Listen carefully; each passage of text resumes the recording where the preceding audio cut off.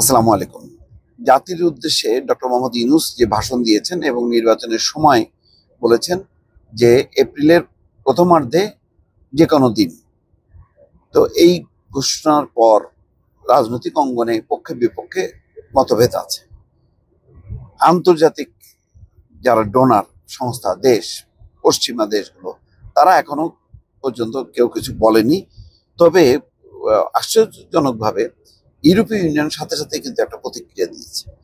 সেই প্রতিক্রিয়ায় তারা এই ঘোষণাকে স্বাগত জানিয়েছে এবং তারা এক বিবৃতিতে ইউরোপীয় ইউনিয়নের দূতাবাস সব অংশীদারকে এই প্রক্রিয়ায় গঠনমূলকভাবে জড়িত হওয়ার আহ্বান জানিয়েছে।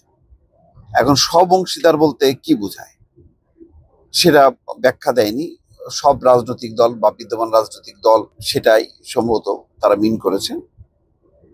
ইউরোপীয় দূতাবাসের বিবৃতিতে বলা হচ্ছে, প্রধান উপদেষ্টা নির্বাচনের জন্য একটি সময়সূচি ঘোষণা করেছেন। ইউরোপীয় ইউনিয়ন বাংলাদেশের রাজনৈতিক উত্তরণকে ধারাবাহিকভাবে সমর্থন করে আসছে। আইনের শাসন, মৌলিক অধিকার, গণতান্ত্রিক নির্বাচনের মাধ্যমে এটিকে প্রতিষ্ঠিত করার আহ্বান জানিয়েছে। এটি একটি গুরুত্বপূর্ণ মুহূর্ত। ইউরোপীয় প্রতিনিধি দল সব অংশীদারকে এই প্রক্রিয়ায় গঠনমূলকভাবে জড়িত হওয়ার এবং একটি উচ্চাভিলাষী সংস্কার এজেন্ডা সংজ্ঞায়িত করার কাজ এগিয়ে নেওয়ার আহ্বান জানিয়েছে, যা আরো স্থিতিশীল, আরো সমৃদ্ধ এবং গণতান্ত্রিক বাংলাদেশ গঠন করবে বলে বিজ্ঞপ্তিতে জানানো হয়। এইটা সরকারের জন্য খুব ইতিবাচক হলো এবং একটা সমর্থন হলো। এর আগে জাতিসংঘের আবাসিক প্রতিনিধি যেই গোয়েন লুইস, তিনিও কিন্তু বলেছেন যে নির্বাচনের অংশগ্রহণমূলক বলতে তিনি বলেন সব রাজনৈতিক দলের না, জনগণের অংশগ্রহণ। এবং পারতপক্ষে জাতিসংঘও কিন্তু ডক্টর ইউনূসের যে সংস্কার, এই পদক্ষেপকে তারা স্বাগত জানায়। বাংলাদেশের যেই বিচার, প্রশাসন এবং নির্বাচন না হওয়া, এই ঘাটতিগুলোর পেছনে তারা মনে করে যে আমাদের যথোপযুক্ত প্রতিষ্ঠান নেই এবং প্রতিষ্ঠানগুলো গড়ে তোলা হয়নি এবং এখানে সংস্কারও হয়নি। অর্থাৎ একটা উপযুক্ত মানের নির্বাচন কমিশন বা বিচার প্রশাসন না থাকার কারণে আমাদের নির্বাচন খারাপ হচ্ছে বলে ইউরোপীয় এবং পশ্চিমা দেশগুলোর একটি ধারণা।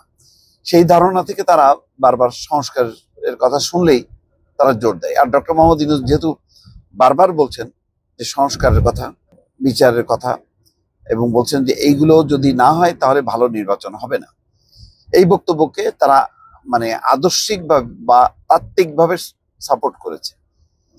কিন্তু এর মধ্যে যদি অন্য কোনো রাজনৈতিক কার্যকারণ ঘটে, রাজনৈতিক বিধি ব্যবস্থা যদি উল্টে যায়, রাজনৈতিক দলগুলি যদি সাপোর্ট না করে অসন্তোষ প্রকাশ করতে থাকে, তখন কিন্তু আবার পরিস্থিতি বদলে যাবে। এখন পর্যন্ত বলা যায় যে ইউরোপীয় ইউনিয়ন বা পশ্চিমা দেশ, জাতিসংঘ, এই সংস্থাগুলো কিন্তু সাপোর্ট দিয়ে যাচ্ছে ডক্টর মোহাম্মদ ইউনূসকে।